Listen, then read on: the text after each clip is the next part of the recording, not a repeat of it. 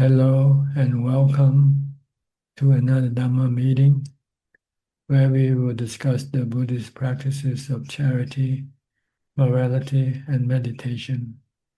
Everyone is welcome to join. How are you today, B? I'm fine, thank you, Prajan. Ready for doing your work? Yes, I am. Okay, good. We'll go to our first participant, which is Aparachita from Dubai. You're first tonight.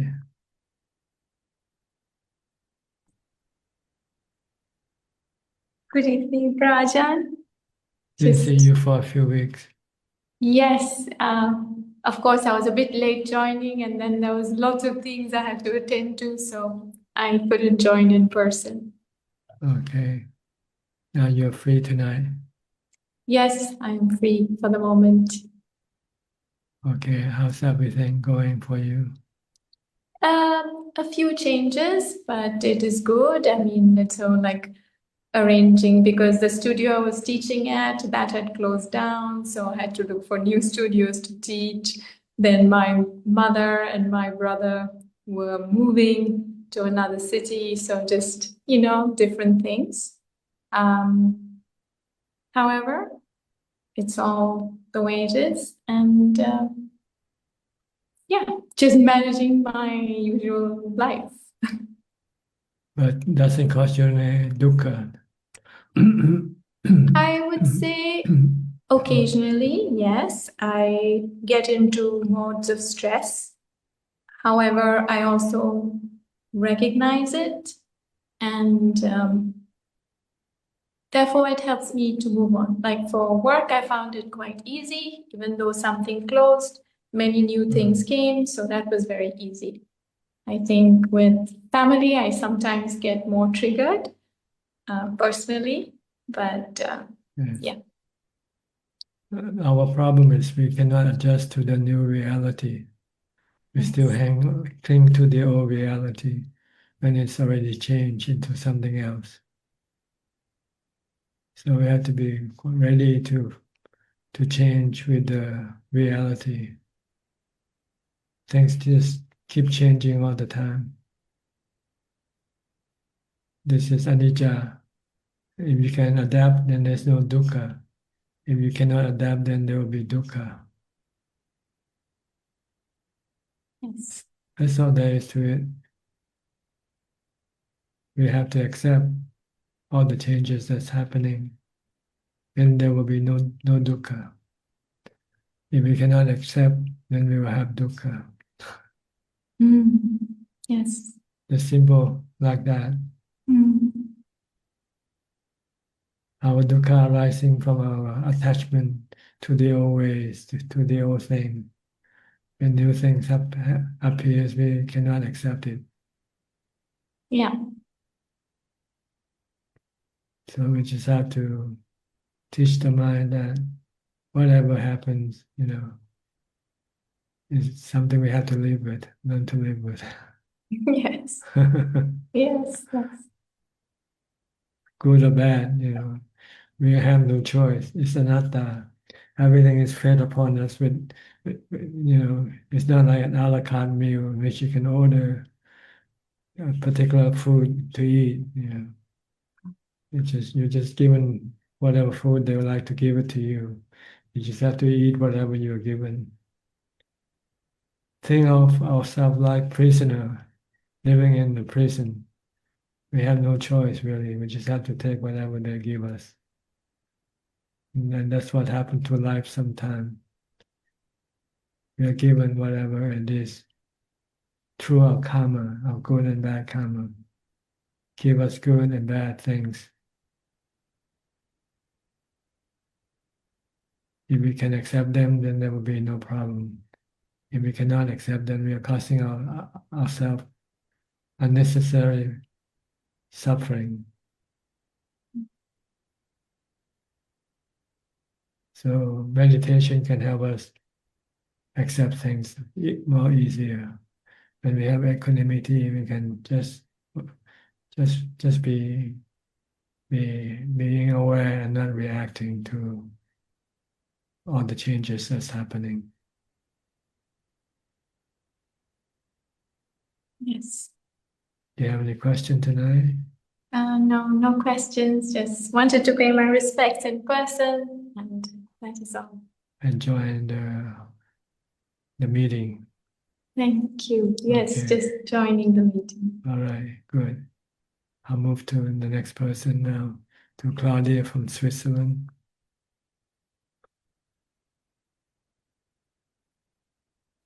Good afternoon from Switzerland, Tanachan.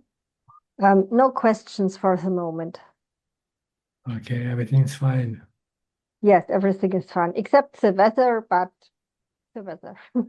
You cannot do anything about it, right? Exactly. Okay. Yeah, everything is fine. So I'm enjoying the Zoom teaching this afternoon. Thank you very much. Okay. Next, go to Ramya and Anura.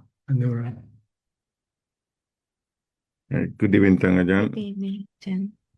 Yeah, we couldn't join for some time. So daylight saving stopped end of April, so time change. So we were late to join a couple of times, so we're listening on YouTube live. Yeah. Yes. So Are you moving 1 hour ahead or moving back 1 hour? 1 hour moving back. Now it's 1 o'clock in the morning. Yeah. I see. It's winter for you. It's fall. It's Approaching winter for you. becoming cold, frosty days in the morning. Yeah. So you had to move the clock back 1 hour. Yes, we did. Yes. So change our couldn't wake up as before. So we put an alarm today just to be sure. Yeah. Okay. So you have any question?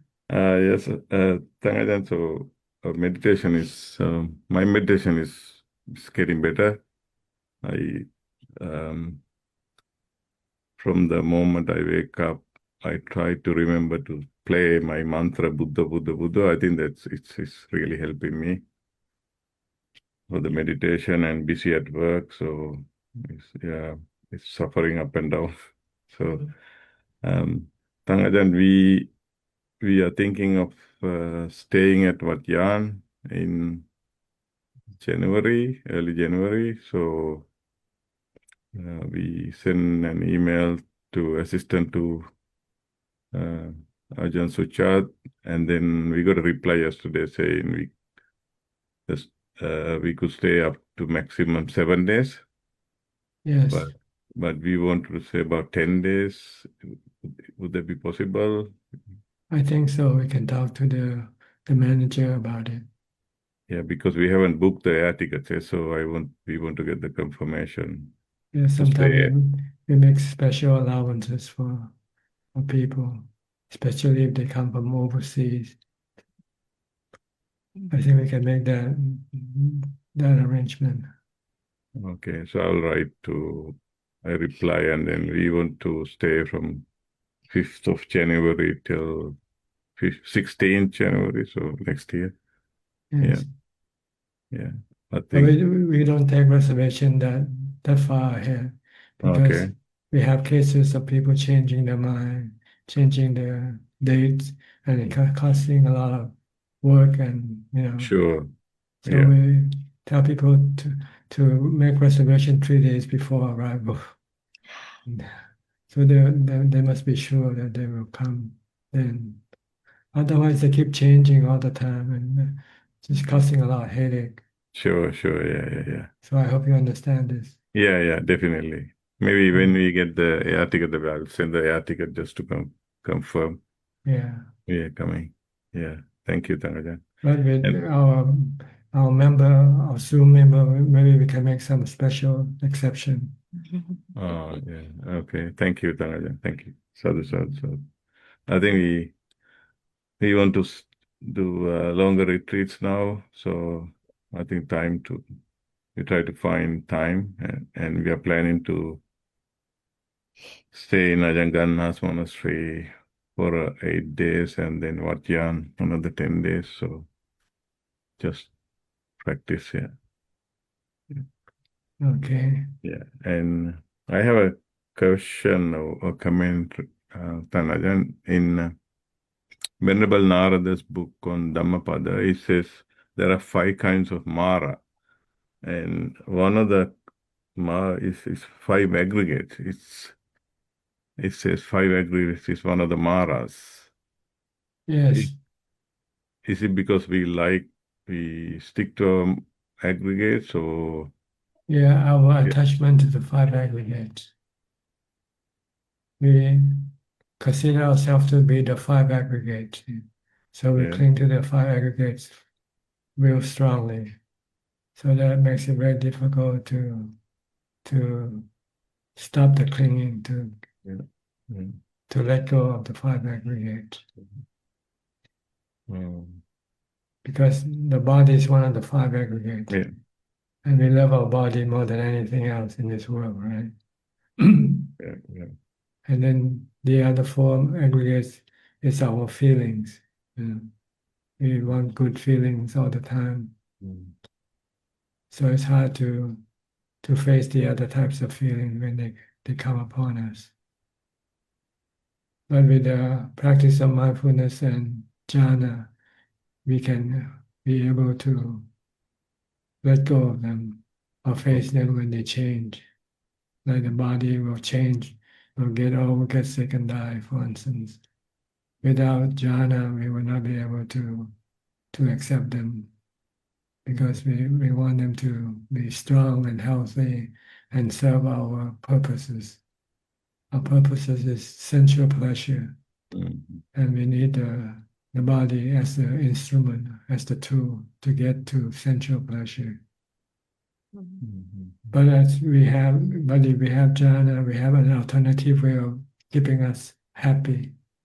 Jhana is a very happy form of, it's a very best form of happiness. Once we have happiness from jhana, then we can let go of our the body of sensual pleasures. So the goal is to get to jhana first. When you have jhana, you have happiness. When you meditate, you enter the jhana, then you have happiness that is far better than the happiness from getting through the sensual organ of your body. Then you'll find that the body becomes redundant and unnecessary for you. You don't have to rely or depend on the body anymore. Once you can have happiness from jhana, then it will be easy for you to let go of the aggregates. Especially if you see that by clinging to them, it will cause you suffering. By relying on them as a source of happiness can cause you suffering, because they are not reliable. They are temporary, they change. So you rely on your jhana, on your mental happiness instead, which is more reliable than the body, than the 5 aggregates. I said the reason why it says when you are in jhana, Mara cannot find you.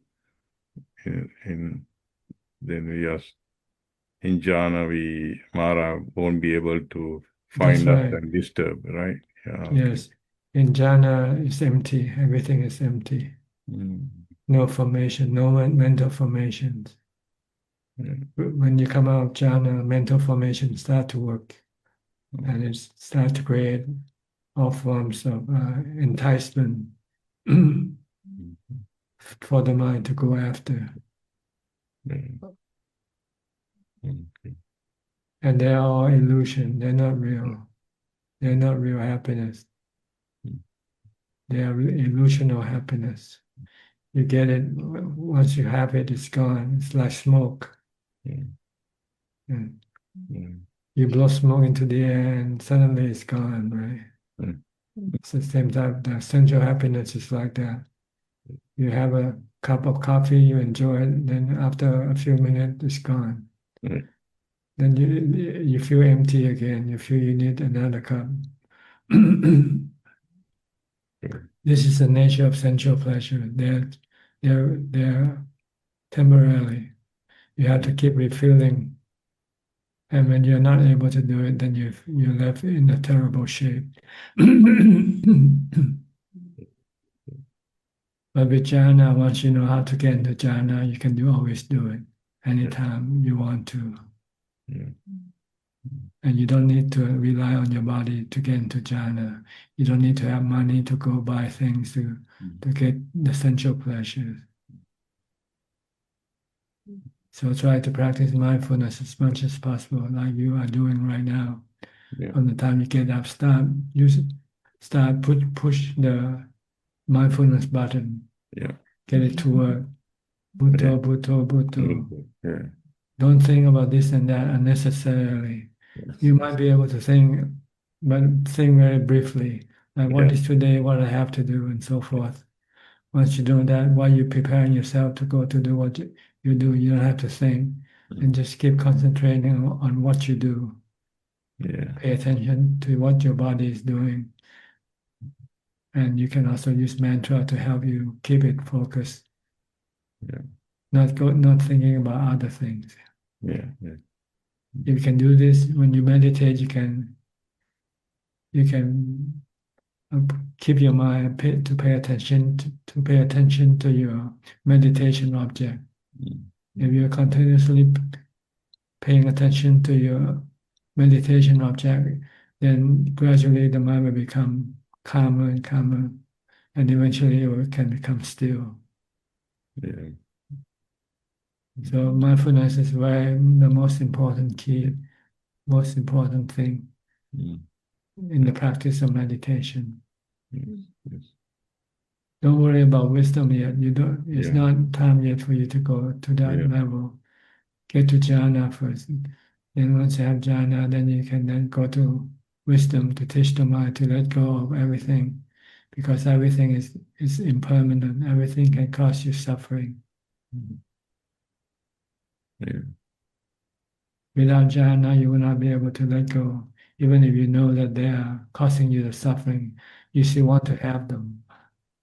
Yeah. Like the body, you still want to keep it. You still want to have it, even though your body is causing you the suffering. All the illness come from the body, right? Yeah. Yeah.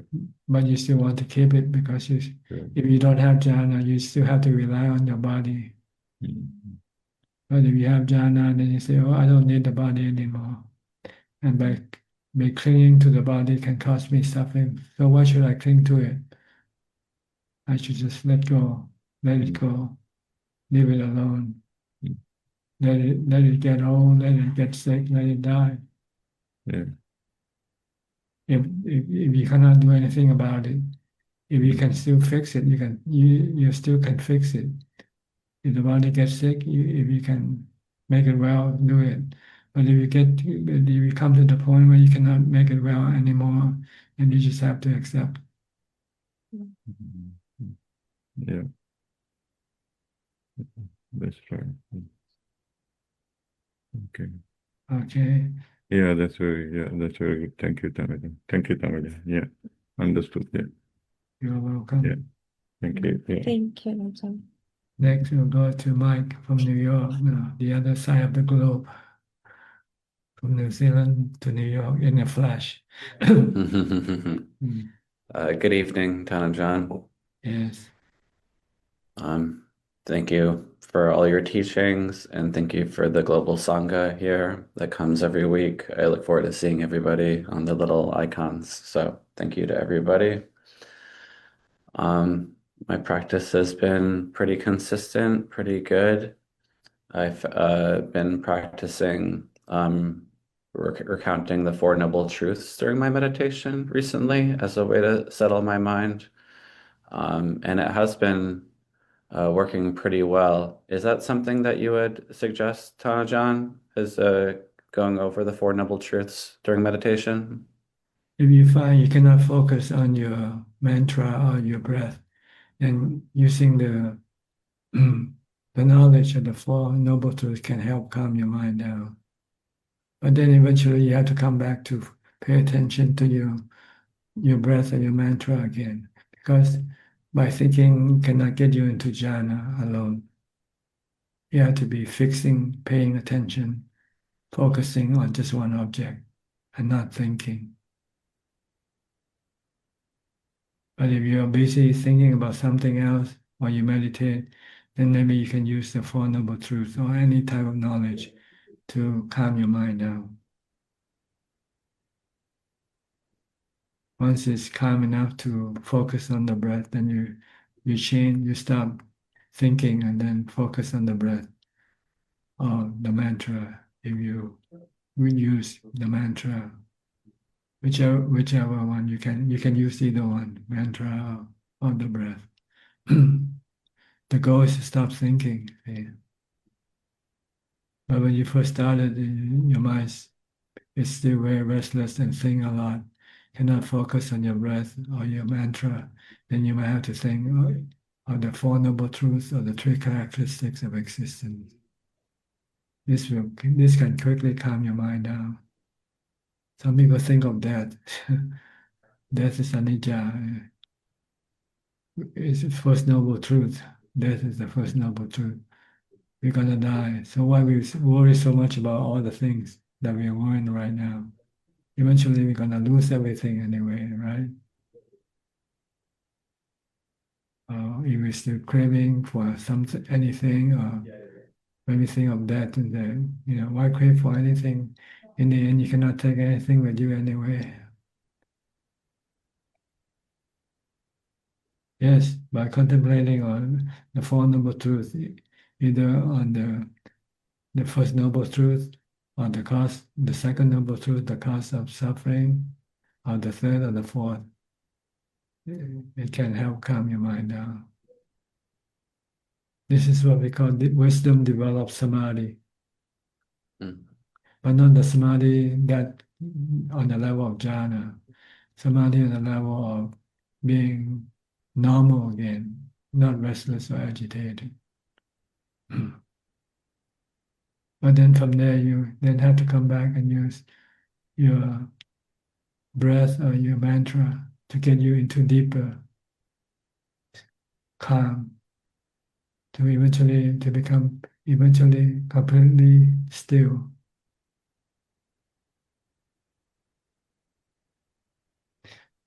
And you need continuous mindfulness to do this.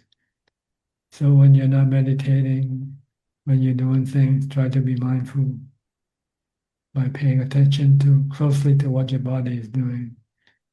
And don't let your mind go away from the body. Or some people use mantra as well as watching the body. You can use both to help keep the mind in the present, not going to the past or into the future, or going away from the body. Keep it here and now. Merely knowing and not thinking. That's the goal of mindfulness. Merely knowing and no thinking.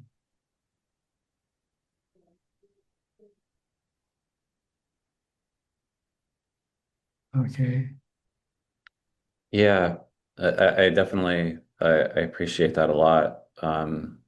Yeah, I feel like the Four Noble Truths is what I would use to like kind of still my mind a bit more, and then I have the mantra, and then when I feel like I can get rid of the mantra, then I'm just on the breath, and then if my meditation's really good, then I even can not even pay too much attention to the breath and kind of just have the stillness. But that's more of a rare occurrence for me, but sometimes I get there. So that's very helpful to hear. And I guess I just had another question. This one was just a little more casual, but I was talking to a Dharma friend yesterday, and we were talking about being reborn into Brahma realms. I was talking about that people believe that if you put your ashes in the Ganges, that you might be reborn into a Brahma realm. And we were talking about, and he was saying how it's better to be born into the human realm even than a Brahma realm because you have a better chance of practicing or you have more of a ripe ground to practice. Is that something you would agree with? Yes, the Brahma realm is a realm where you go reap your reward of your mindfulness meditation. See, all the other realms, except human realm, are the places where you go reap your rewards or punishment. If you burn an animal, then you're paying your bad karma. You're being punished for your bad karma. Or if you go to hell, or you go to heaven on the sensual level plane, you're reaping the reward from your good karma. But when you're reborn as a human being, that's when you start. That's the realm where you're doing good or bad karma. That's the only realm that you can do good or bad karma. Mm. So yes, if you want to develop, you want to become enlightened, then you need to become a human being. Like the Buddha, he had to be a human being. Before that, he was a deva living in the heaven realm, in the central plane of existence. And after he reborn as a human, and he started to see the suffering in birth, aging, sickness, and death. And that caused him to go look for a way of overcoming his suffering. So eventually he became enlightened. So yes, you have to be a human being to develop good or bad karma, to develop your mind to go higher or lower, depending on your good or bad karma that you do. While on the other realms, you're just reaping the rewards or the punishment from your good or bad karma. Like if you're born in the Brahma realm, you're rewarding yourself from the work of mindfulness and meditation that you have developed while you're a human being. But then it is temporarily because this reward will eventually run out. Then you have to take human birth again. But then you'll probably come back and do the same thing that you used to do previously. If you used to meditate, you come back and do more meditation because it becomes a habit for you.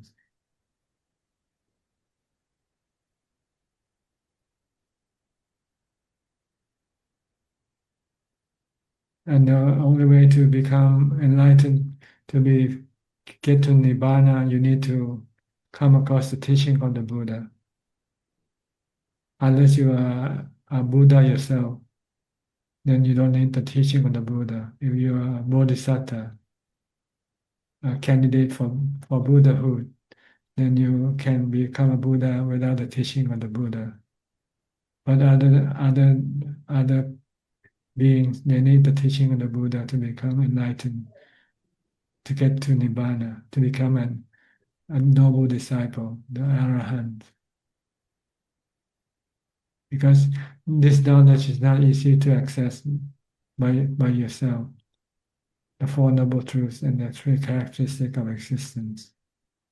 It's not something that people can come across easily. It's like nuclear physics, for instance. It's not for everybody. It's for the bright of the brightest to get to that knowledge. So yes, you have to become a human if you want to become enlightened, or if you want to develop your mind to a different level of jhana or heaven, you need to become a human to do it.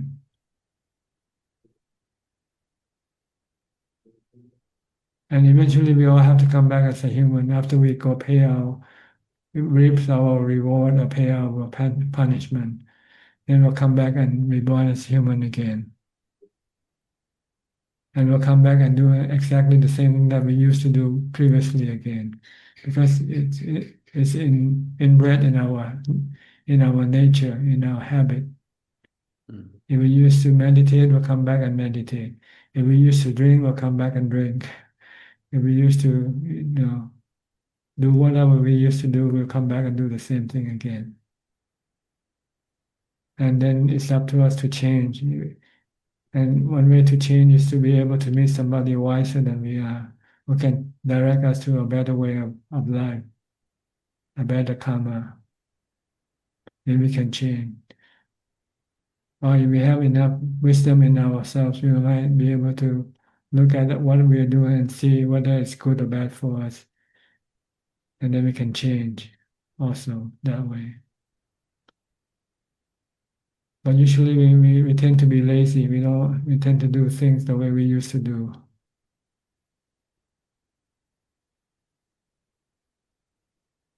So you need to be somebody wiser to influence you to do something better. Like us, we come across the teaching of the Buddha, which tell us to do something better than what we are doing right now. Keeping the precepts, meditate, practice mindfulness, develop wisdom.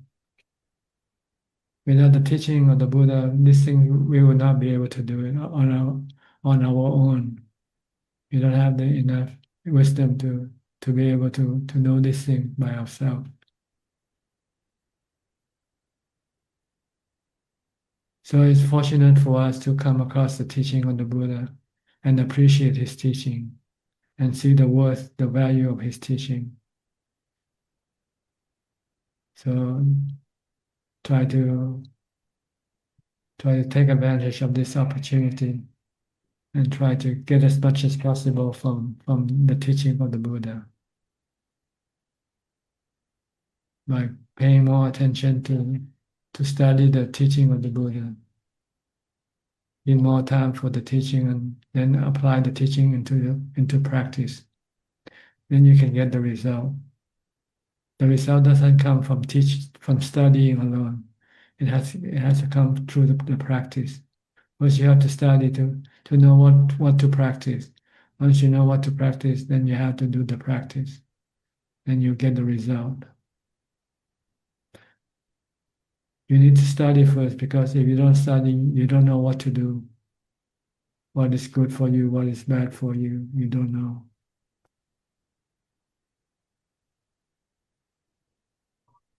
Okay. That's very good. Thank you so much. All right. I'll go to Jordan next then. Hi, Jordan from Toronto.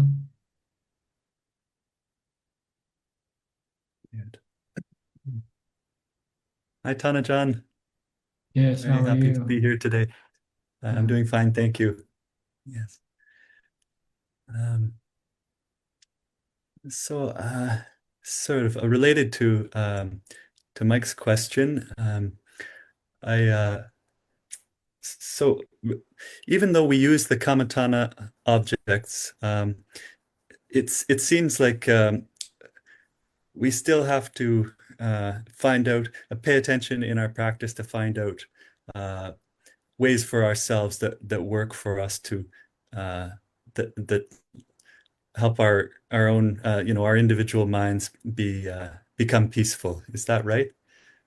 Yes, but I think mostly it's a lack of mindfulness is the main problem. Not the way how you use this or that thing, that tool. The main thing is mindfulness. If you have good mindfulness, then you can use anything really. Okay. Well, I was thinking about how when I first started to meditate, I developed, I don't know where I got this idea, but I developed a real sort of aversion towards my thoughts when I would have sort of, I don't know, any kind of thoughts come up in my meditation, I would sort of jump on them, to try to squash them or something. And I developed a really a strong habit doing this, and it's been hard to break it, because it made it so that whenever I would have I would think about meditation as an unpleasant activity, so I would have an aversion to sitting down and meditate. And so I've really been the last sort of year or so, I've been trying to break that habit. And I found that if I sit down, when I first sit down to meditate, if I try to just accept the state of my mind as it is, without whatever thoughts are there, and before I just go right to my meditation object, because that can feel like it's sort of oppressive or something. And then after I've just accepted the state of my mind, then I can let myself let my attention go to my breath as a meditation object, and that seems to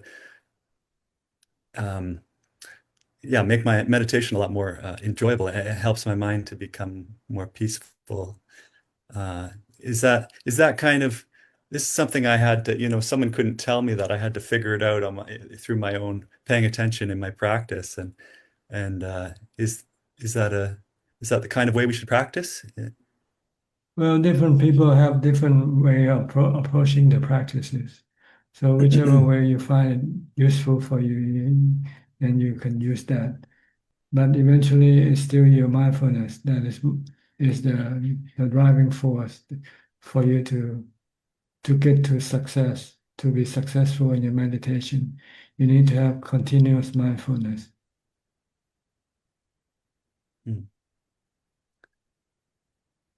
It's the mindfulness that I guess allowed me to see what worked for me, to see what naturally allowed my mind to become calm. Is that what the mindfulness can help us with? Is it not also?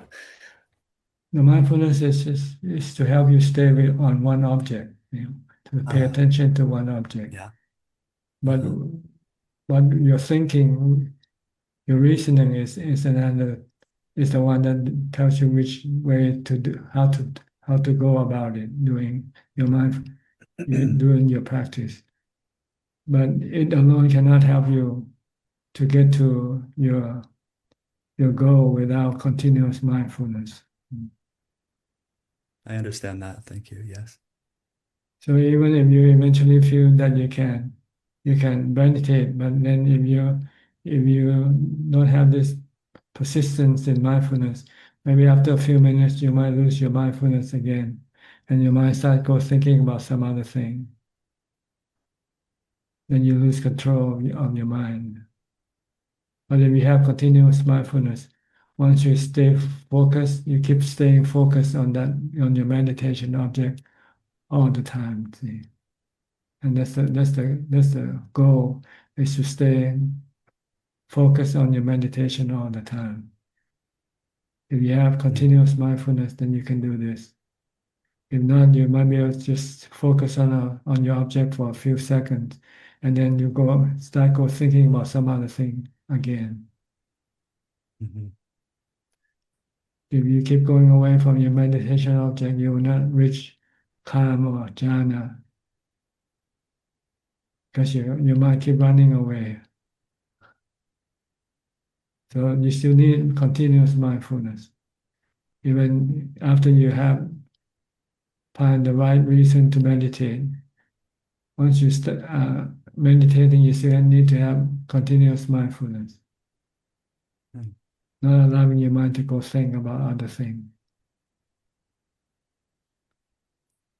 Okay. I understand that, Tanajan. Thank you very much. And I think I'm quite clear on that part.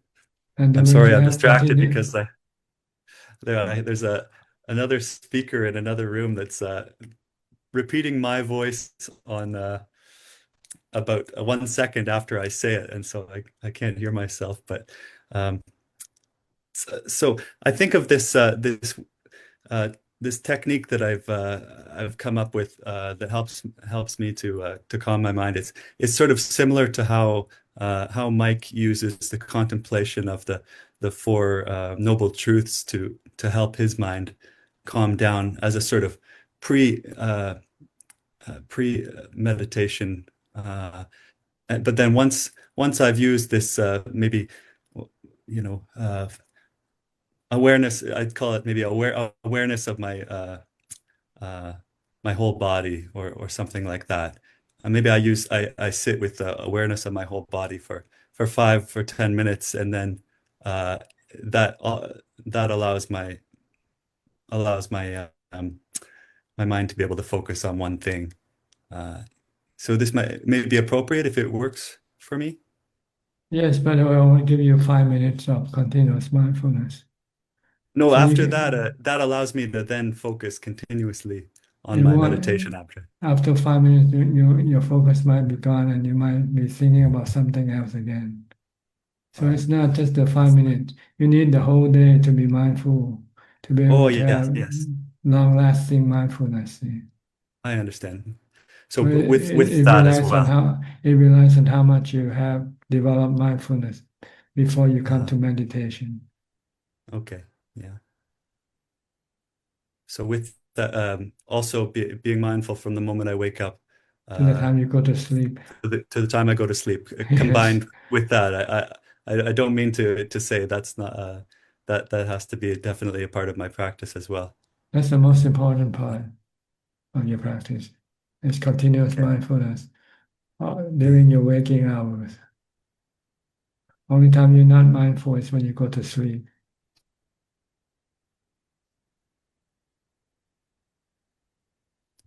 Very good. Yes. But the way you reason how to get your meditation going, this is a technique, Yeah. a way of reasoning to convince your mind to meditate. Yes, yes. But when Yeah, that's what it when is. you're meditating, you need mindfulness, nothing else. Just continuous mindfulness. Just keep the mind with the object all the time. And that depends on how much mindfulness you have developed so far.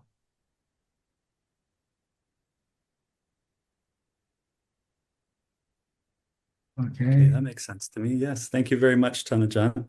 So try to be mindful all day long. Whatever you do, you can be mindful. You can practice mindfulness anywhere, anytime.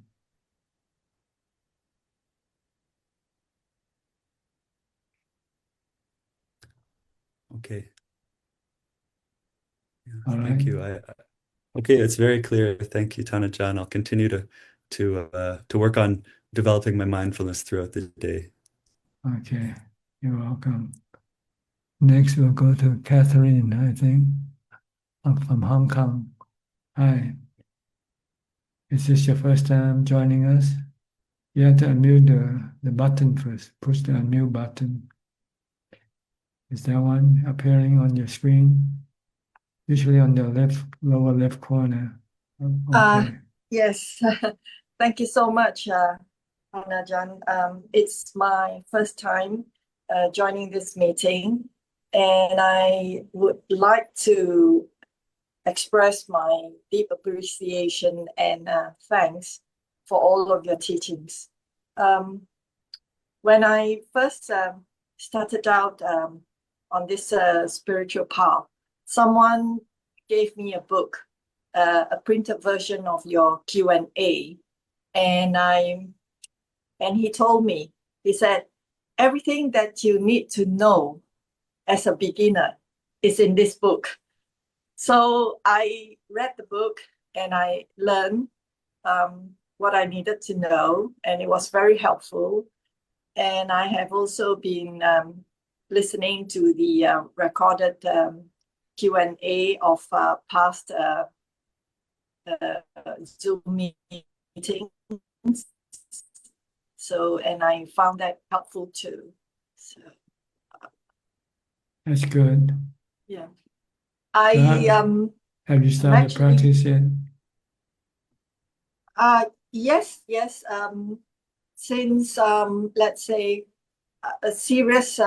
seriously practicing after the pandemic, after I came back to Hong Kong, because I'm a Malaysian and I was in Malaysia during the lockdown, the COVID lockdown.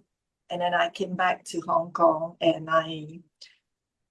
because I've retired, so I have a bit of time to do meditation. And basically I have been self-practicing, doing an hour of meditation each day.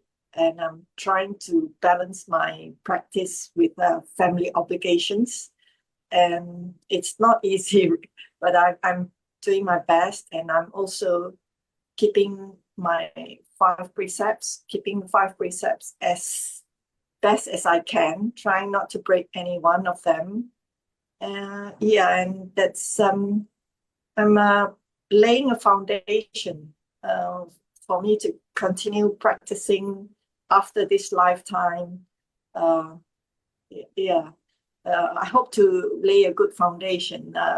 And ever since I joined, what I call listen to the Q&A, I have been also practicing mindfulness in other postures whenever I can remember. when mindfulness is weak, and I started thinking about other things, and as soon as I can remember, I go back to the mantra Buddha, Buddha, Buddha, Buddha. So yeah, it helps. I try to do as much as I can, but yeah. But anyway, thank you so much for your teachings, Ajahn. I joined to also pay my respects to you. Thank you. Do you have any question you would like to ask? Well, not really, not tonight, but I hope when I do in future, I can join this meeting and get some answers from Ajahn. Okay. But I do learn a lot from the answers that you have been given, or that Ajahn has been giving to the other participants. So yeah, I got my answers from there. That's good then. Thank you. Thank you so much. All right, you're welcome. Hope to see you again whenever you feel like Thank coming you. in. Yes, thank you, Dhamma. Okay, next we'll go to Tommy. Hi, Tommy from Australia. Haven't seen you for a while too. Did you have had difficulty joining, or you're not? Are you busy doing something else?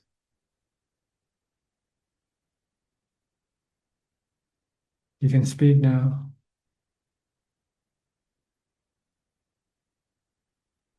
Cannot hear you though. Are you speaking at all? Your mic is on now, I think. Go ahead, speak. Cannot speak, cannot hear you. No sound coming from you. Can you hear me? Maybe something wrong with your microphone when you enter. It's off now. You have to unmute it. Okay, unmute again. Please unmute your, okay. Speak, can you speak now? Say something, so we know whether your microphone is working or not. No, it's not working. Okay.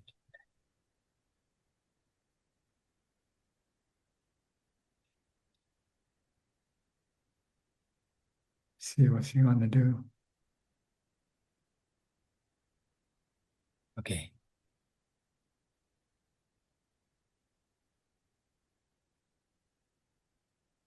Using your headphone, still cannot hear you.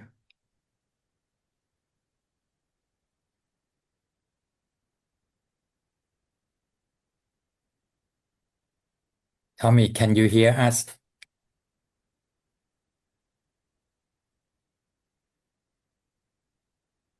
Apparently not. Or can, but cannot speak to us. Maybe you have to log in again, come back, log out and log in again. Sometimes the system doesn't seem to be working perfectly.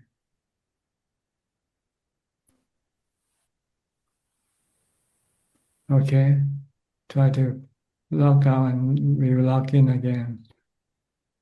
Okay. Oh, Oh, no, okay, now okay. it's okay now. Okay. It's working? Yes, it's working now. I mean, the reason is because you're not saying anything. No, saying is Okay. just change the mic. Sorry. No, I didn't have any money for internet. I see.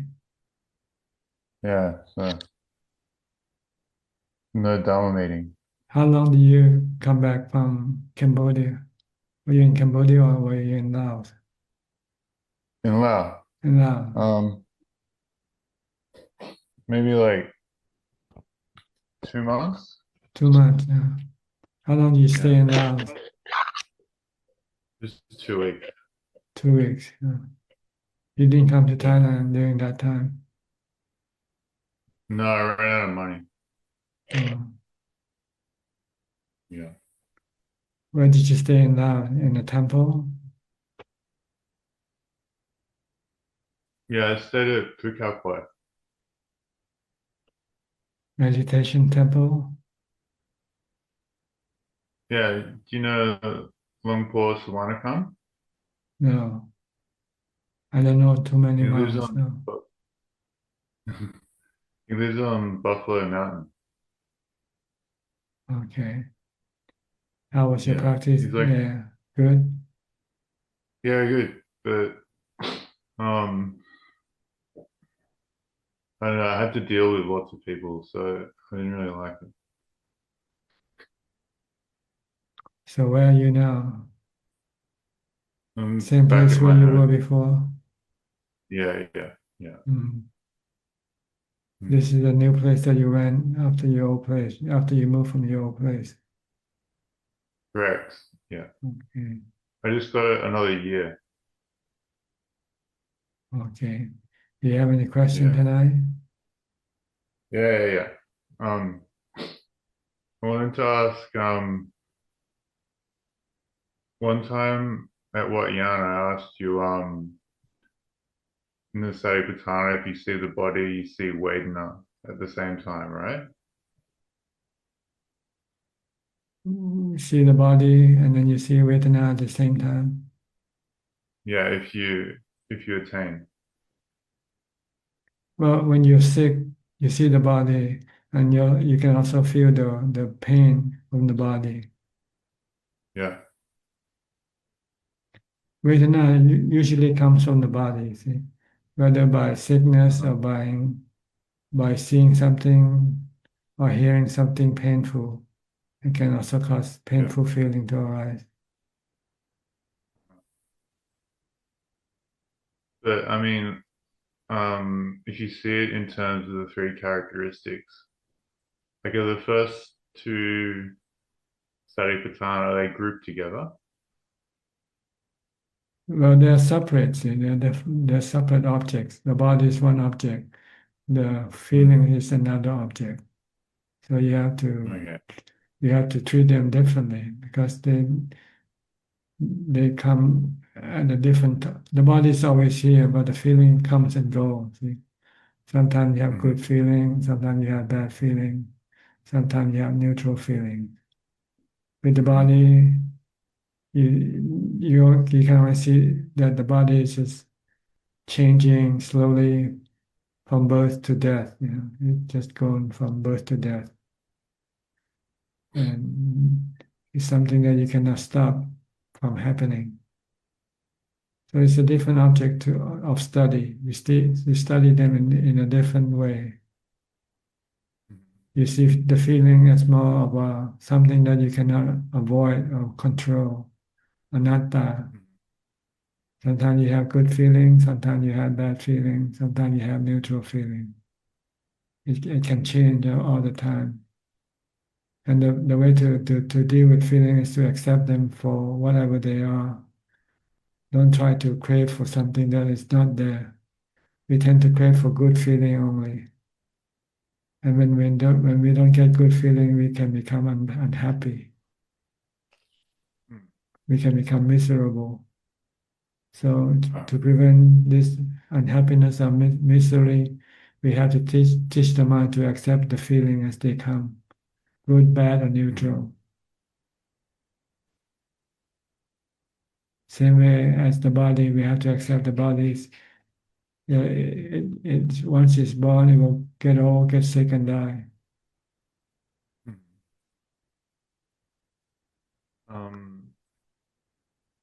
But how does this tie in with the traditional attainment formula because you're doing the characteristics, the contemplation of the characteristics after coming out of jhana, and then the asubha until you're an anagami.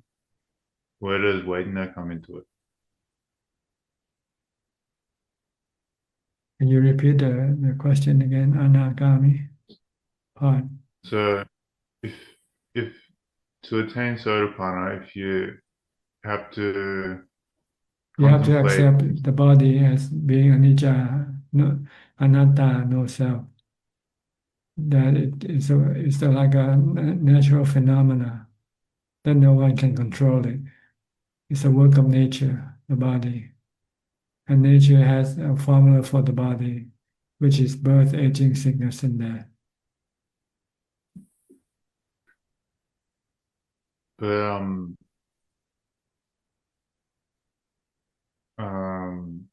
but that's you have to do the contemplation, right? Yes, it's for Sotapanna to let go of the attachment to the body. And then The next then level is to get rid of the sexual desire for the body, which is a different problem, not the same problem as being attached to the body by wanting it to last forever, not to get old, get sick, and die. This is a different problem. The sexual desire for the body is a separate problem, which we have to deal with asubha. We have to look at the body in an unpleasant light. If we keep looking at the body in a pleasant light, we become sexually aroused. So to stop this sexual desire from coming up, we have to look at the other side of the body, the unpleasant part of the body, like the inner parts of the body, under the skin, the parts under the skin. Or look at the body when it dies, when it becomes a corpse. Then when you see this type of body, you will have no sexual desire for the body. So it's a different problem, different question that you have to deal with. But it's still the body. There are many aspects of the body that you have to understand and accept and let go of your attachment to them, to the body. But you have to see as anicca, impermanent. It's going to get old, get sick, and die. Anatta, there's no self in the body.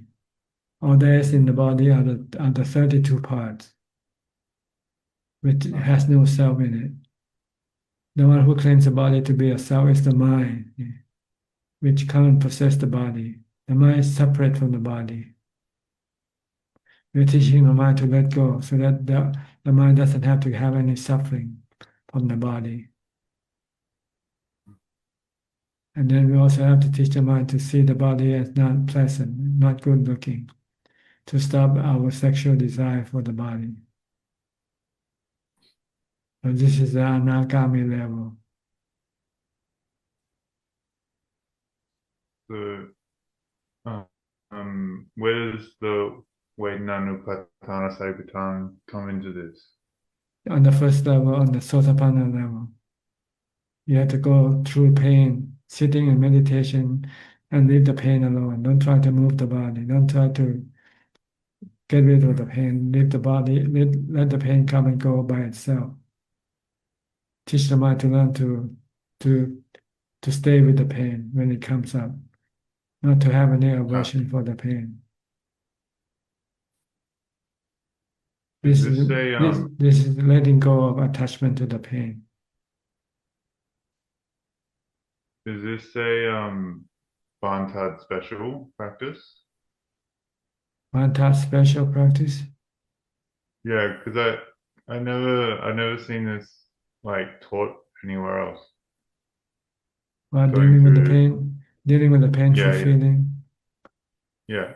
I think every meditation retreat, they teach you how to deal with the pain. Mm-hmm. If you want to be free from suffering, from the pain, then you have to accept the pain. So our suffering for the pain because we don't want it. We want to get rid of it.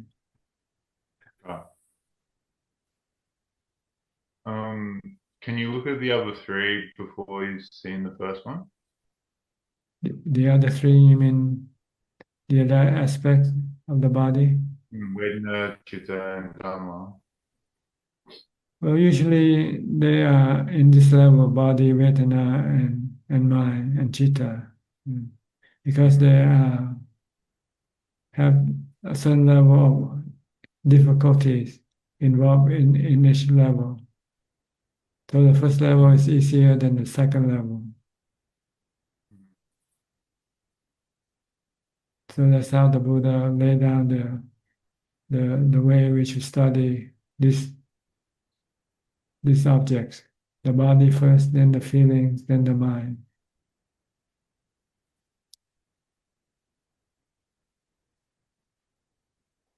Or maybe the feeling and the body can be treated at the same time.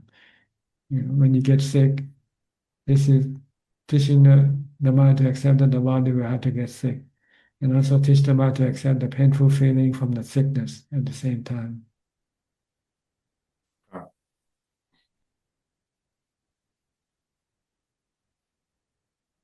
So the Sotapanna has to deal with two aspects of the body, death and pain.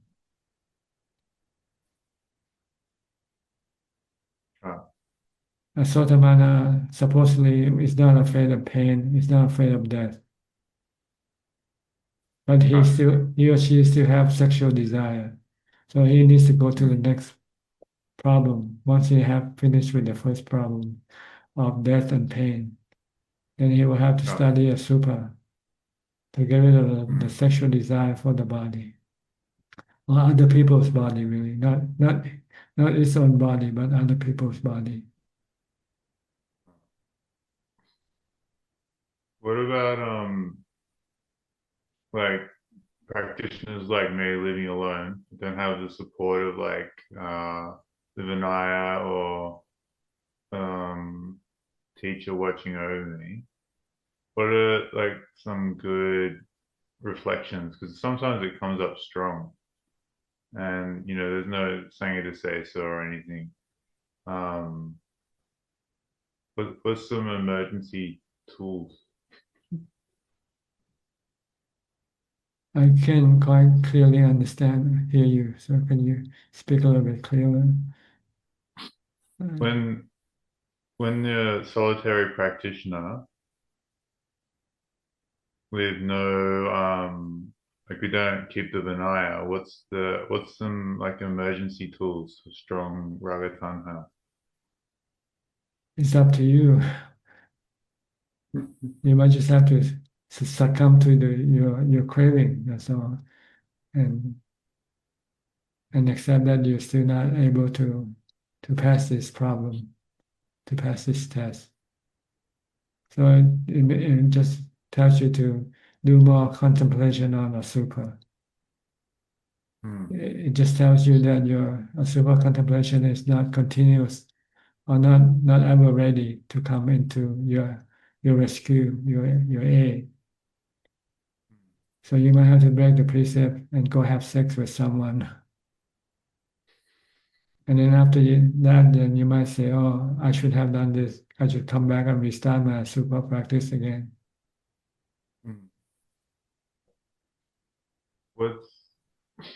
What's a comparison between like the happiness of a Sotapanna and the happiness of an Anagami? It's not so much happiness, it's less dukkha we're talking about. A Sotapanna has got rid of two types of dukkha, which is pain and death. Yeah. But he still has to have the suffering from living alone, being lonely, and wants to have somebody as a companion. With an Anakami, he has no loneliness. He can live alone because he has no sexual desire for anyone. So an Anakami has less suffering than a Sotapanna. And easier to get into jhana? Or you need to have jhana before you come to this level. This is wisdom level. See? Without jhana, you won't be able to use wisdom to stop your suffering from death or pain. You need jhana first before you can come up. Once we're talking about the supramundane, the attainment up to the level of sotapanna and so forth, we need to have jhana as a support first. Right. Without jhana, we But won't have the strength to stop our attachment to the body. Right. Not having the strength to stop our cravings toward the body. Right. So this is the vipassana level or wisdom level. But first you have to go to the jhana level, which we call samatha level, or samadhi.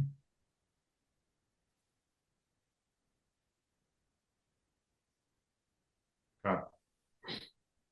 Okay. Okay.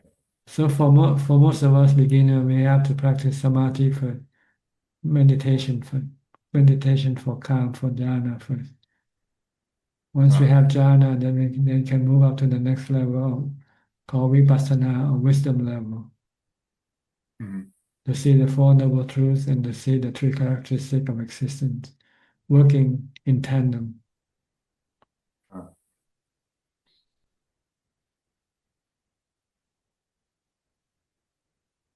Okay, does this answer your question more or less? More or less. Okay. Okay, anything else?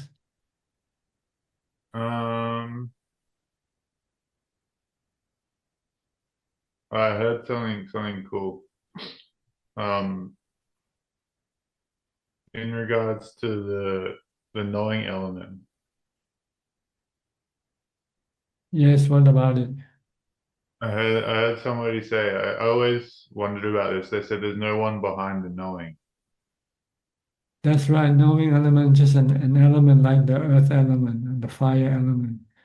There's no self in the earth element, no self in the water element, the wind element, or the fire element. So too is the knowing element. There's no self behind it. The self is created by the knowing element itself. It's just a concept. The knowing element has the ability to think, to have mental formation. So this thinking can create self. See, that's all there is to it. It's just a creation of the mental formation. But it's not real. In reality, there's no thinker, but they're just thinking.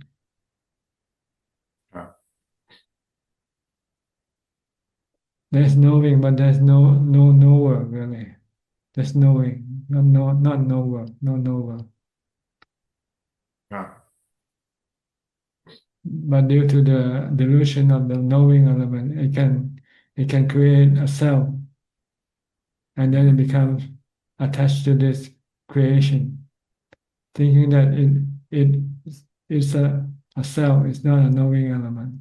It doesn't know that it is a knowing element.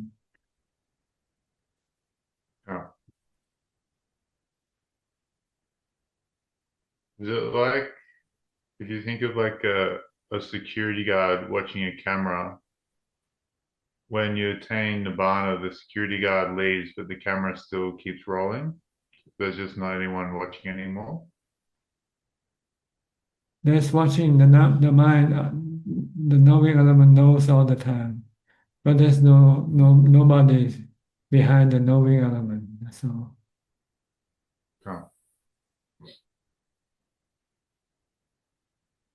Okay. Thanks, Ajahn.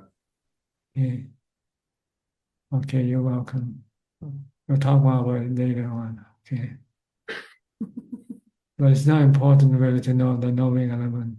The important is how to get rid of the suffering inside created by the knowing element, which is based on the self concept that causes the knowing element to create cravings for itself. And then when there's craving, then there's suffering for the knowing element. And this is where we want to get rid, is the suffering in the knowing element. Okay. Okay, I will go Okay. next to Gary then. Okay, anything else? Okay, Gary from Singapore. Greetings, Ajahn. I'm just here to pay respect. No questions tonight. Okay, good to see you. Next, we'll go to David from Australia, I believe. Western Australia, right? Or Eastern Australia, I forgot. Yes, Australia. Yes. Are you near John Brown in Perth? No, I'm near Sydney. Okay. You were here before listening to Dhamma talk at Yeah, Makuti. yeah, Okay. a few times. Anything you like to say or ask tonight? I was just thinking, remembering Ajahn Buddhadasa at Suan Mok, and he used to say in his talks that the essence of the Buddha's teaching was dependent origination. And then years later, he changed it to the essence was nirodha, cessation. What do you think of that definition as the essence of the Buddha's teaching? I think it should be the Four Noble Truths. I think this is the essential teaching of the Buddha. No other teaching, nobody knows except the Buddha, the Four Noble Truths. And it's the Four Noble Truths that can save us from suffering. Nirodha is part of the Four Noble Truths. It's the third noble truth called Nirodha, the cessation of suffering. That's the goal of our practice, is to reach Nirodha. But in order to reach Nirodha, we have to know the cause of suffering first, and then we have to know the path leading to the cessation of suffering. So it's contained in the Four Noble Truths. We should know all four of them, not just one. Yeah. But the goal, yes, the goal is Nirodha, complete cessation of suffering. Then you have Nibbana after that. Yeah.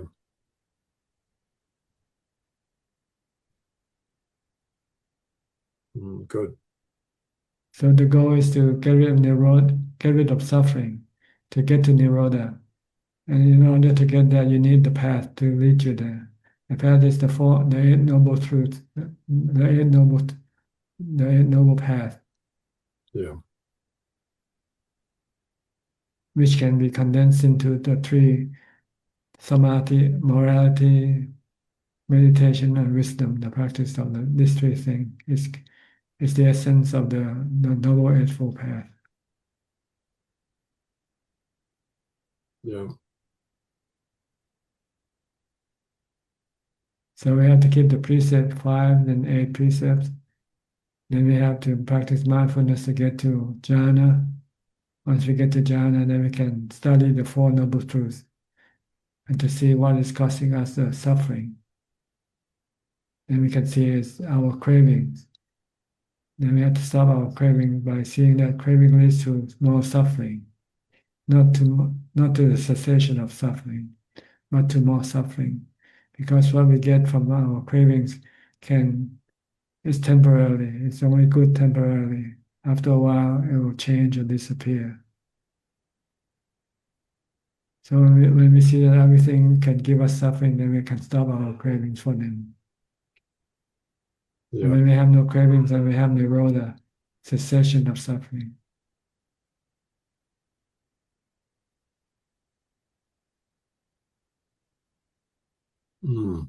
That's true.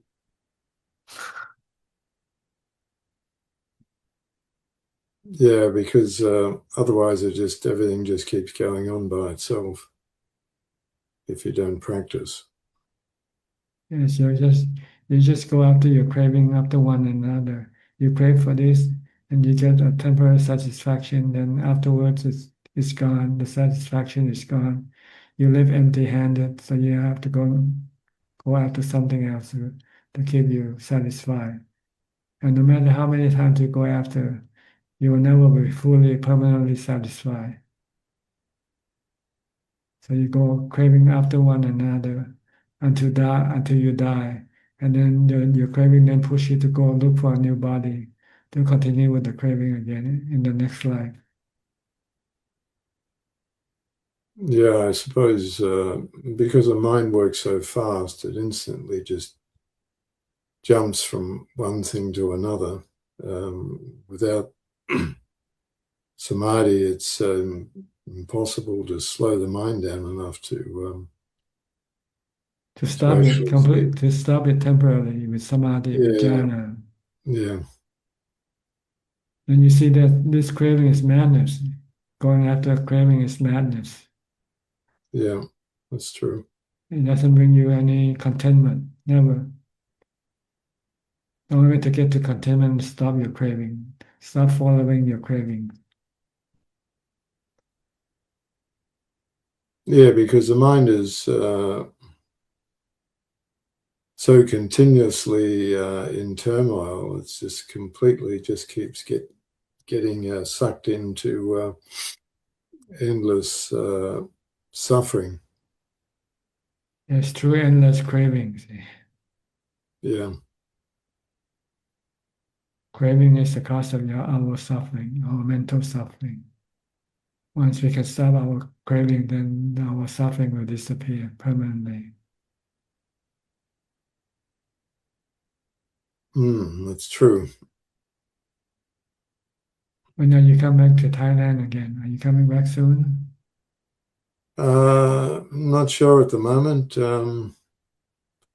Too hot at the moment to go to Thailand. Yes, you have to wait till December, I guess. Well, I also like to go in the rainy season. I find that's quite good, actually. It's starting better. now. It's starting now. Middle of May is the start of a rainy season here. Yeah. What about the pollution? Is it eased off with the rain? Yes, when we have rain, it comes down to a safe level. But without the rain, it goes up very high. Yeah. But it's something we Yeah. have to learn to live with. There's nothing else we can do. Well, Unless you can go to Australia, then you don't need to. yeah, Australia, the air is pretty good. Yeah. If you look at the world pollution map, Australia is usually very good. Yes, because you most are of the country is not inhabited. underpopulated. Yeah. Yeah. Well, I live about 130 kilometres from Sydney, up in the Highlands, and the air here is usually very good. That's good. Occasionally, Sydney gets polluted, but it's usually very mild because Sydney is right on the ocean, Mhm. and the wind just blows it away. But Thailand, the problem is that in the dry season, all the farmers are burning off all the crop stubble. Yes. And the smoke is so bad. It's pretty, especially Chiang Mai now. Chiang Mai now is quite terrible in the dry season. I was reading the other day that quite often what it affects the most is the young children, and quite often the children get nosebleeds from the pollution, and sometimes the bleeding doesn't stop. And the only way that they can deal with it is if they have to have all the windows closed and have air purifiers going, and quite often they have to close the schools. But then when the rainy season comes, it all clears up because the farmers can't burn off the crop stubble. Yes. So I actually lived in Chiang Mai for about a year, but that was about 1990, I think it was. And then it was fantastic. very quiet. The air was good, very open. But we went back there a couple of years ago. It was actually at the end of the rainy season, but there was still some pollution because the traffic now is so bad. Constant traffic. Before it used to be very quiet in the evenings, and in the mornings and afternoon there was hardly any traffic. But then that's basically the same everywhere in the world now, that there's just so many people and so many cars and so much pollution. Yes, nowadays they're thinking of alternative energy like electric car. Yeah. Well, Australia now is the renewable energy is becoming very high, and like in South Australia now, it's about almost continuously 100% renewable energy, because so many people have solar panels and there's a lot of wind power, and quite often in the daytime there's too much electricity because there's so many people have solar panels. And Sydney is now also getting a lot. It's a huge surge in solar power because a lot of houses have got rooftop solar, and the government's had a program of subsidizing batteries, home batteries, and there's been a huge surge in solar batteries. So it's looking quite good now. Last time it was pollution was very bad was when in about 2019, when we had really bad bushfires up and down the coast. Actually, it was almost every state, but it's been so wet now, and basically almost every summer, that we've been quite lucky with the bushfires. Okay. I think we have to leave the pollution behind now and move on to more meditation matters, okay? Yeah. Well, where I am, it's actually very quiet. Okay. Good. Do you have And there's any a lot more of bush. questions? Do you have any other questions? Not at the moment, thanks. It's Okay. quite good to listen to Nice, you nice to again. see you, and hope to see you again next time, okay? Yeah. Goodbye. It's just a bit late here in Australia. Yeah, quite late now. Yeah. 12 o'clock now or more? 12:23. 12:03, yes. Okay. Go to But bed. then, yeah. But then again, if the couple that live in New Zealand, it's quite even later for them. Yeah, they're 2 hours ahead of you, right? Yeah. 2 o'clock now. I suppose for some people it's very early in the morning wherever they live. Yeah. Okay. Okay. Thank you. You're welcome. Mm. Next, we'll go to Malaysia. Kuan Liman. Ajahn, for those who are practicing spiritually and they are on the path, understood Sakaya Ditti, able to let go of the body, and upon that they happily leave the body, can we say they have entered the stream? It doesn't matter what we call them. What is real, they only know in themselves, so we don't have to worry about them. Oh, okay. Ajahn, for those who are not Buddhists, but they can risk their life to save others in danger, and they are able to let go of themselves, can we say that they are stream winner too? Or No, how do we they have to understand the Four Noble Truths and the three characteristics of existence in order to be qualified for a Sotapanna. So by risking their life, Sometimes you have a noble idea of risking your life, giving up your life for somebody else. This doesn't mean you're a Sotapanna. You have to see the body as being impermanent. And see that the body is the object of your suffering, and you don't want to use it or rely on your body. You want to give up your body. So it's a different purpose. For Sotapanna, you have to see the body as being anicca, dukkha, anatta. Okay, Okay.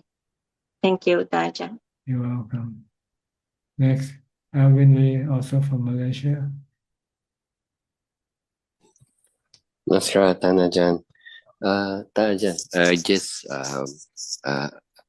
I want to share some experience on my meditation. I know, Ajahn, you said that when we practice either the mantra or breathing, but I think recently for me is I need to do both, Ajahn, to anchor my mindfulness. I need to chant and to do the mantra Buddho and watching the breath. That's okay, right, Ajahn? I can do that, right? Well, if that can bring you to jhana, that's okay. But sometimes I just lose the concentration and just watching the breath only. Then, after a while, my mind will go wandering.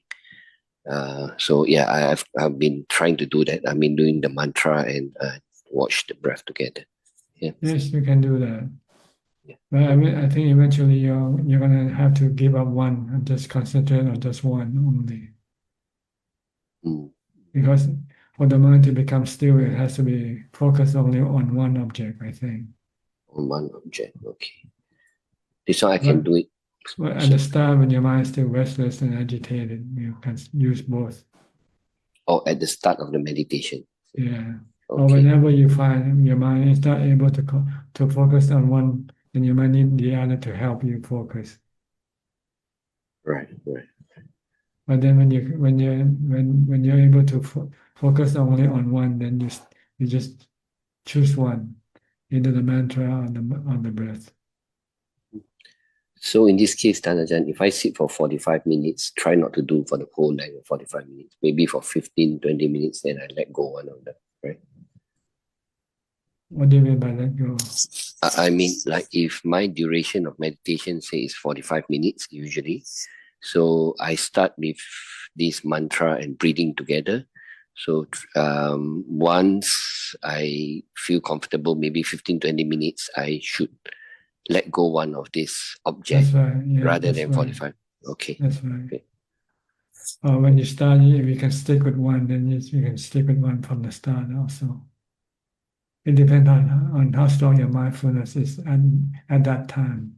And you have strong mindfulness, you might be able to focus on just one object. Yeah. Usually when I start, it's not strong. Okay. Yeah, we struggle every time. Some people might have to rely on chanting first also. Yeah.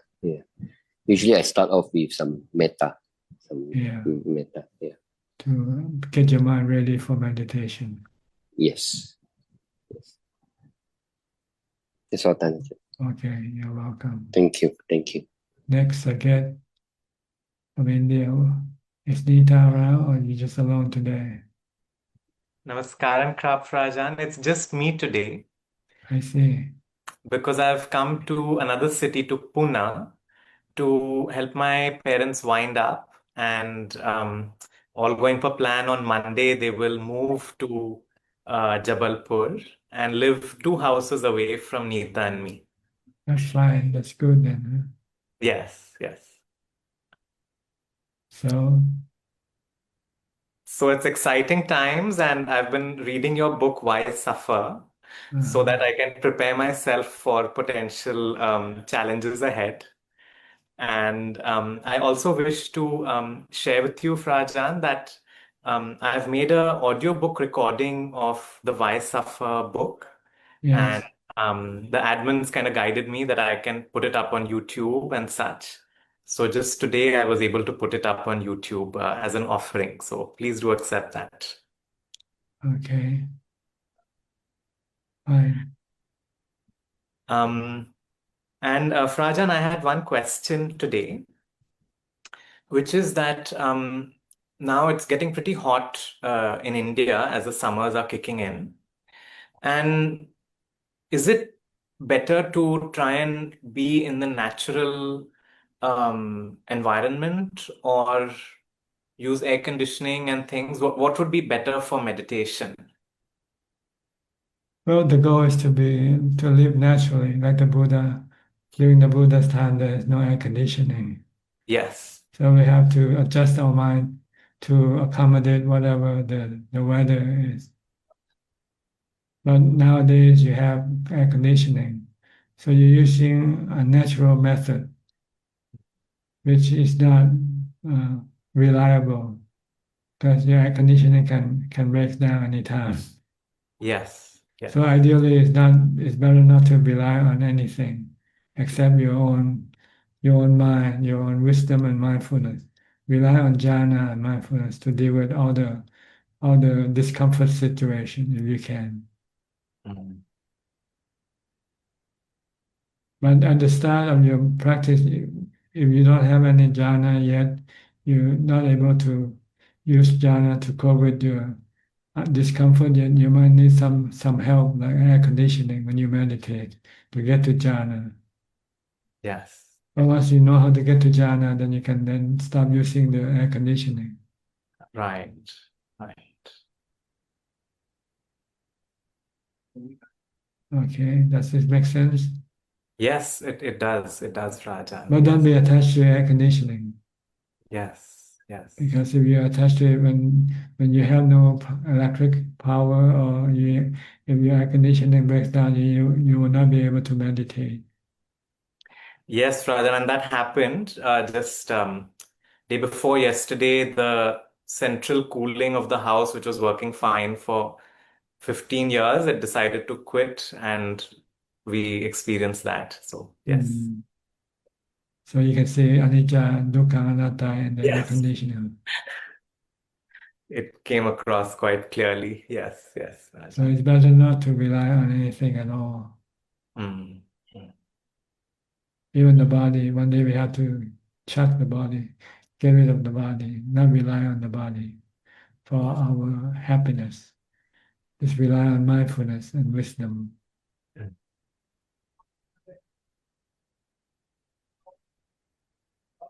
Okay. Yes, Rajan. Thank you so much.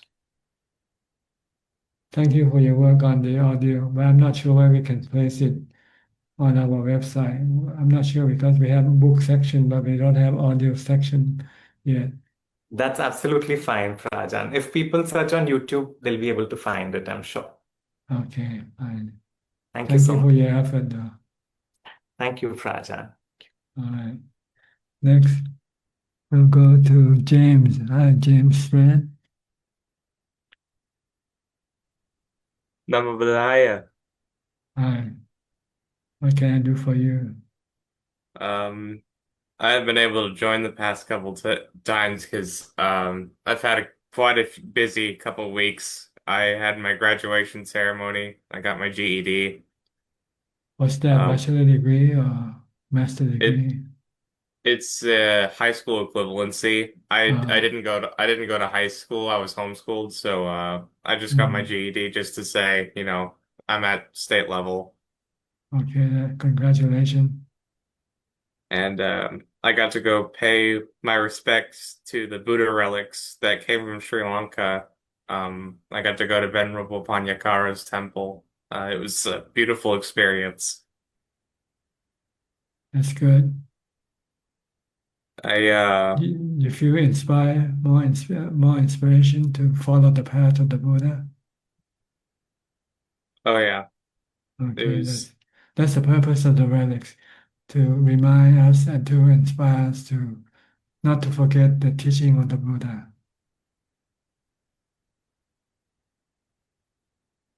the atmosphere in there was incredibly heavy. It was unlike anything I've ever felt before.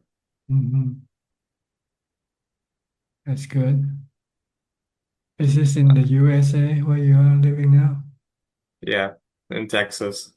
I see, yeah, I forgot. Do you have any question tonight? Um, I I guess I did. I I wanted to ask if uh um being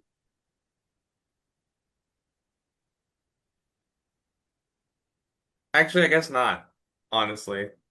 No, my meditation is going pretty well. So Yeah. thank you, Ajahn. Okay. Meditation is your refuge in times of trouble. When you run into some problem financially or physically or whatever, you can use meditation to help you ease the pain. So try to keep practicing meditation. It's better than using painkillers when you feel painful. When you meditate, the pain can be absorbed by the mind. And the mind doesn't feel painful with the pain of the body or what other type of pain. So to keep practicing, especially mindfulness during the daytime when you're not meditating, practice mindfulness as much as possible. And when you meditate, you find it easy to meditate, to get to jhana, to calm. Okay? Yes. Thank you, Ajahn. You're welcome. Next, Philip from Malaysia. Good evening, Ajahn. I'm just here to pay my respects and listening to all the questions and answers. I don't have any Okay. questions on my. All right. Next, get Yenso.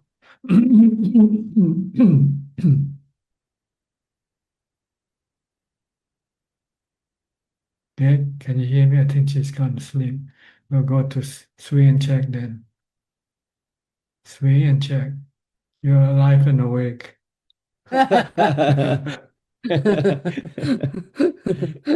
Greetings, Ajahn. Okay. What can I do for you today? I don't have question, but I'm just wondering about the I'm reading the Against the Defilement again, the book, and in one of the chapter, you talk about Ajahn Longta Mahabua, and you're saying that being around him and attending to his needs is like being in a boxing ring. Your opponent constantly seeks to attack you, and so you have to always be on guard. Why do you say that being around him is like being in a boxing ring? Because he's like a trainer. When you go train with a trainer, he can tell you what you're doing wrong or right. See? So he Oh, can remind you, oh, this is not what you're supposed to do. You should do this. You should do that. So when you do something wrong, he will remind you right away. This is not the way to do it. oh, So you have to be constantly on your guard, to be mindful and to know exactly what you're supposed to be doing. oh. He'll He'll correct you right away. oh. Can he read oh my, like he can tell us you think wrongly or No, what you do physically, he can see. oh. When you do something wrong physically, it means you're not mindful doing it. You might be doing thinking about something else while you're doing it. Oh, I think you mentioned one time you were helping with the construction work and he asked you to go To back leave, to leave. to go to meditate something. Yes, because he knew that I wanted to meditate more than working construction work. But Yeah. as a part of the community, you have to cooperate, join the construction work. Yeah. But he think that it would be more fruitful for me to meditate than to do the construction work. Oh. But he told me in a way that will not make other people unhappy. Yeah. He told me by dismissing me that I'm just useless here. cannot contribute anything. Better go away. So he chased me away actually. This in order to make other people feel good that that I don't get special privilege. I think But this is you my interpretation of his action. but you knew his intention. You Yes. knew like only because he's a kind teacher. You Yes, knew because not every monk knows how to meditate, see. So when they don't know how to meditate, if they are left alone, they won't be meditating. So it's Yeah. better to get them to do some construction work to train them Yeah. with mindfulness first. Yeah. But if someone who can meditate already, then it's better to leave that person alone to meditate. Yeah. Yeah. So he knows Oh yes, you know all the students monks, very well. on the monks, what level of practice they're in. He can tell by their action. Oh. So be around him is like being in a boxing. You have to be very alert all the Yes, time. you're training with your trainer, see. So Oh. Yeah, I just thought that's interesting that you at least your trainer won't hit you as hard as your opponent, see. Oh. So he Oh, train that's why you you. say it's a trainer, not the He's a opponent. trainer, he's not your opponent. Oh, yeah. Oh, okay. Oh, that's very. I didn't even catch that. Oh, he's the trainer, not the opponent. Oh, yeah. So you have to be very mindful, but at the same time, he's not there to attack, like not like an opponent attacking you. It's wanting to help you. He's preparing you for your fight with the real opponent later on when you're alone, when you're left alone. Oh, yeah. Oh, cool. I didn't even catch. And that's the kilesa, the Mara inside us. That's right, the Mara, the defilement, the cravings, the delusion. That's keep creating suffering for us. That is our opponent. That's right. That's our real opponent. That's when we are Our alone. cravings. Oh.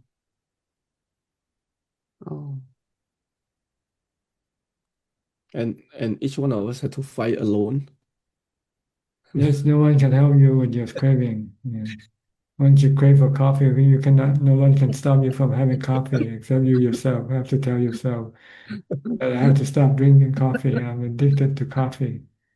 Our trainer cannot Our trainer cannot. cannot be there all the time.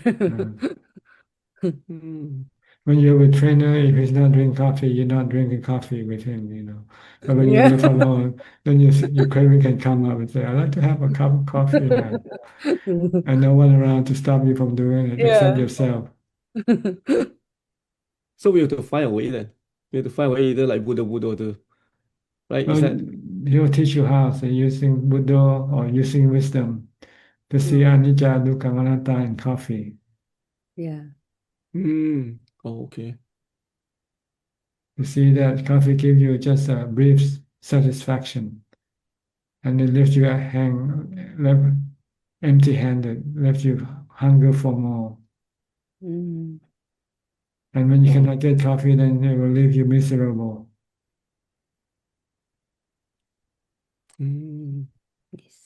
So everything is like this in life. Everything gives you brief satisfaction and empty and craving for more.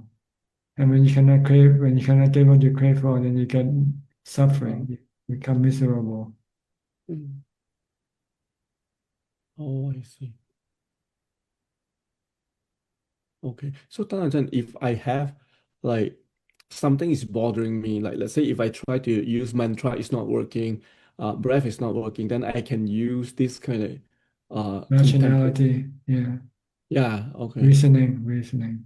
Ask yourself, what's bothering you? Your wife?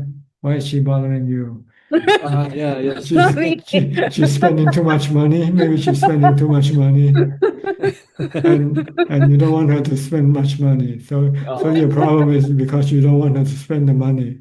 But if you're happy if you're happy to see her spend the money, then you won't have any problem with her. Then I use reasoning. Oh, it's okay.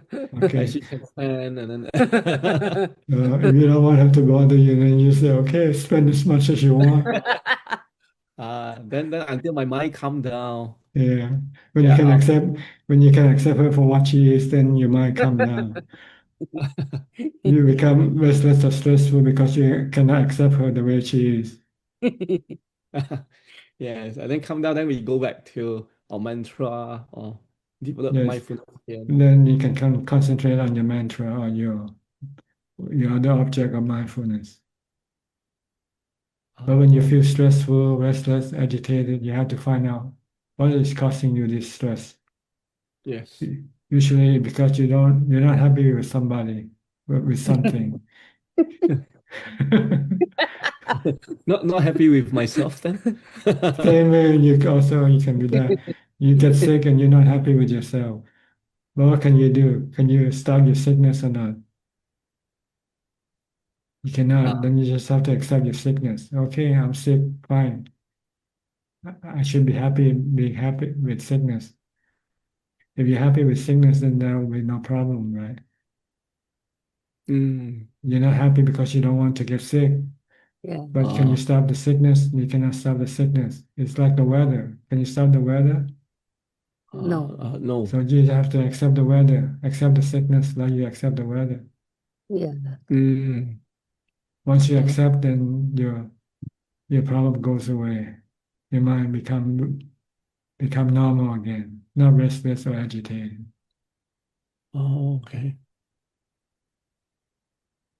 Or sometimes we contemplate death. That's to curb the greed or fear of losing. It depends on what your problem is. Sometimes that doesn't can solve all the problem. Or maybe it can, I don't know. If you can use that, then you can bring your mind back to calm again, then it's okay. Excuse me. Yeah. Thank you. Thank you for your Thank you, teaching, Tanya. Ajahn. Okay, you're welcome. Next step from Oregon. Hi. How's your challenge coming? Very good. Last week, I think it was very, I just got very nauseous in the middle of it, and I threw up, but I didn't let myself stop, and I kept meditating the whole 3 hours. And the next day and going forward, I just feel very strong. I just feel like I really I didn't let my kilesas win, and I was just really, and so that was very good. That was a good experience. It's good when you win, it gives you more confidence in your Yes, practice. I didn't let myself stop, and I just kept with it, even though it was intense. And yeah, it was good. That's good. Yeah. Okay. I did have a question. I finished the Vipassana book by Goenka, and so you use Vipassana when you need to rationalize, kind of. Is that kind of so like with my rats are dying. They're getting to the point where they're really old, and I can't. I want, like, old me would feel very sad and kind of suffer with them, but now I can see I can only do so much as I can do, and I can help them as much as I can help, and I can't. There's no suffering beyond that is the second arrow. That's kind of Vipassana. Is that? That's right. You accept the truth of the process of death coming to our existence. Everybody has to eventually die. Okay. But I don't need to. Vipassana is just something that comes up when you need it. It's not something that I need to think about. Is that true? Well, there's something that you should think about, train yourself to before it comes to you, like your own death, for instance, or death of someone closer to you than your animal. Yeah. Okay. And to see how you react if you should lose your husband, lose your children, and ask yourself, how would you react? Can you accept it or not? If you cannot accept it, it means you don't have enough jhana to calm your mind down yet. Your mind still react with attachment. So that's why when I'm in jhana or very calm, then I can do the death contemplation, and that will That's help. right. That will help you to see how would you react when the real thing happens. Okay. I know with my husband, I think about my husband a lot. There's a lot of attachment to the life that we have and what he, like, I have such a nice life because of like my husband. So like there's a lot of attachment, and I do see that very much. It's like there's love and there's attachment to, Yes, yeah. but everything comes to an end sooner or Yes, later. permanent. It cannot last forever. That's Yes. right. That's what we have to think about. It has to end. It Yes. has Yeah. to end. The party has to end one day. Yeah. Yeah. Hmm. And that's Vipassana, is like training yourself for that. For the eventuality. Okay. Okay, that makes sense. And you can test yourself by living alone for a few days without him to see how you would react when you're actually in Really good. I that meditate. real situation. Yeah, I do really good, but that's not the real thing. Yeah, that's not taking away the support. Yeah. Okay. Like going to practice in a meditation retreat for 2 weeks or something like that, to be away from everybody. That would be good. Yeah. And to see how you would feel without them. How would you feel? Can you still be happy? Yeah. Yeah. If you can be happy being alone, then it's okay. And if you should lose, then you won't suffer. Yeah. Yeah. This is vipassana. But you need a strong jhana mind to be able to do this. Yeah. If you don't have jhana, you finally react with attachment. No, I cannot live without them. Yeah. I can see that. Okay. So right now, practice a lot of jhana first. And then after that, contemplate on the eventuality. If things happen, how would you react? How would you feel? Can you accept it or not? Yeah. And if you think you can, then you have to apply it. See if you can separate yourself from them for a while. So do it. Okay. Yeah. The actual doing it. Got it. Okay. Thank you very much. All right. You're welcome. Next, Ricardo. You're in a different setting today, Ricardo. Where are you? Hello, Tanajan. How are you? Yes. Outside the house. No, actually, I'm in Brazil. Brazil. And yes, taking a short vacations after a retreat we had with Banta Rahula for a week. And I was kind of stressed because to organize all the retreat was hard, but very good. And the retreat was really very, how do you say, useful. Did you do meditation? Yeah, all meditations all day long, walking meditations and sitting meditations, and Dhamma talks and instructions every day about Anapanasati and Satipatthana Sutta. And it was really very good lead and very useful and for many people. So I'm happy to have organized that retreat and let many people enjoy the Dhamma and all that. That's good. Maybe you can introduce more people to Buddhism, to meditation also. Right. And I would also like to thanks Sui and Chak, because I will show you. Even the book came here to Brazil and to Uruguay. Yes. And even Banta Rahula took one book to Mexico, so he can put it on the library so all the practitioners in Mexico can enjoy your teaching. So we are very happy. I'm very thankful to Sui and Chek, who send many books so we can share here in Uruguay. So your teachings are all around the world, Tana-chan. Yes, getting to become famous now. So That's I good. have no questions Yeah. today, just to be deeply thankful for all the teachings you give us, and this World Global Sangha we are joining every week here. So deep gratitude to all of it, You're and welcome. especially you, Ajahn. You're welcome. And hope everyone can benefit from this Dhamma teaching. Right, right. Okay. Good. We'll come back to Cake now. Anything else, Ricardo? Okay, no. Go to Cake now.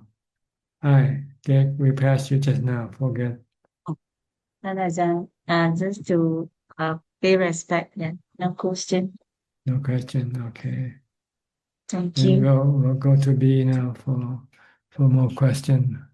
Hi B, how many questions we have tonight?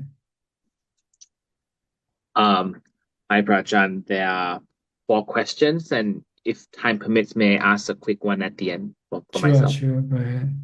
Thank you. So the first 2 questions came from the inbox, and they are from Jacob. The first question is, how do we know if we are an arahant?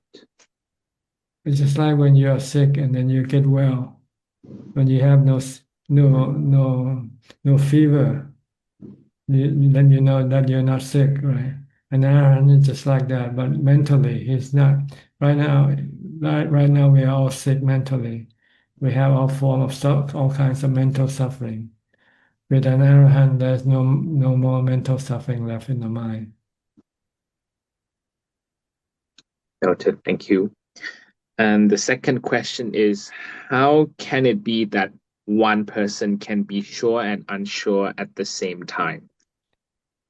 It's like eating. When you're full or not full, you know it for yourself. You don't have to ask anybody else. Yep. Mhm.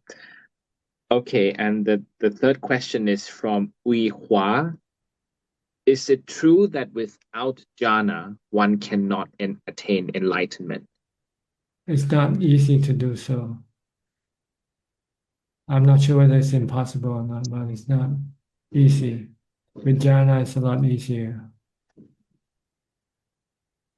Understood. And the fourth and last question is from Po Liang Soon. Ajahn, if we say our mindfulness is strong, we don't need to do walking meditation first, then we just go and do formal sitting? Yes, as soon as you can do formal sitting, then you go ahead and do the formal sitting. But if you find that it's useless when you sit and your mind become restless, then you might have to change and do more walking meditation first. Yep, that's all the 4 questions from online. Okay. May Your just ask question? Yep, I'll just be a quick one, Prajan. How do we distinguish between body contemplation and asupa contemplation? Because they both relate to the body. We have different aspects of the body we have to study. Anicca, impermanent, is one. We have to teach the mind that the body doesn't last forever. It's going to get old, get sick, and die. This is one aspect of the body, contemplation. Another aspect is that there's no self in the body. There's no you in this body. This body is just made up of the 32 parts, come from the 4 elements. So this is another aspect of body contemplation. And then the third one is the super contemplation. To study that the body, if you look deep inside the body, under the skin, then you see that there's nothing good looking at all in the body. So this is to stop your sexual cravings for the body, other people's body. While the other 2 is to stop your attachment to your own body. If you see that your body is going to have to die, and if you attach to your body, you'll get suffering when that happens. If you can detach yourself from the body, don't care about the body, let it die, and then you will have no suffering when the body dies. Because you can see it that the body is not you. The body is just made of the 4 elements from the 32 parts. So this 2 different type of contemplation. One, your attachment to your own body. The other, your attachment to other people's body.